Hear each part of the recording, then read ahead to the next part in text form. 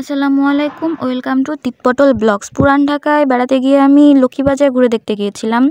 ওখানে অনেক রিজনেবল প্রাইসে ব্যাগ, শুজ, অনেক অ্যাক্সেসরিজ, তারপর ড্রেসেস অনেক কিছু পাওয়া যায়। যদিও আমি কিছু কিনতে যাইনি, যেহেতু অনেক নাম ডাক শুনেছিলাম, সেজন্য ঘুরে দেখতে গিয়েছিলাম।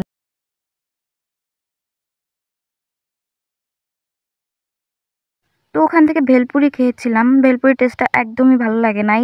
ডালের পুরটা কেমন শক্ত শক্ত ছিল, তারপর টক পানিটাও ভালো ছিল না।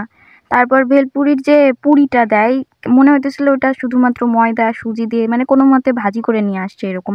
ওটাও বেশ শক্ত ছিল, মুচমুচে ছিল না, ভালো লাগে নাই। তো মেবি ওনার বানানো ভেলপুরির টেস্ট এমন, আশেপাশে যারা আছে তাদের হয়তো ভালো হইতে পারে, আমি আসলে জানি না, but I experienced worst. Then I was dying for ice cream. আশেপাশে আইসক্রিম কর্নার খুঁজতেছিলাম। I prefer always crunchy ice cream, কিন্তু কোনো দোকান পাইতেছিলাম না, আইসক্রিম কর্নারও পাইতেছিলাম না। খুঁজতে খুঁজতে একটা ছোট রেস্টুরেন্ট মতো পাইছিলাম।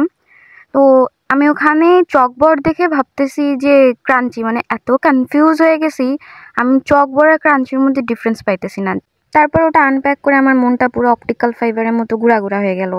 দেন মনটাকে জোড়া লাগানোর জন্য একটা দোকান থেকে মিনি মোগলাই, সমুচা, সিঙ্গারা কিনে তারপর বাসায় আসলাম খাইতে খাইতে।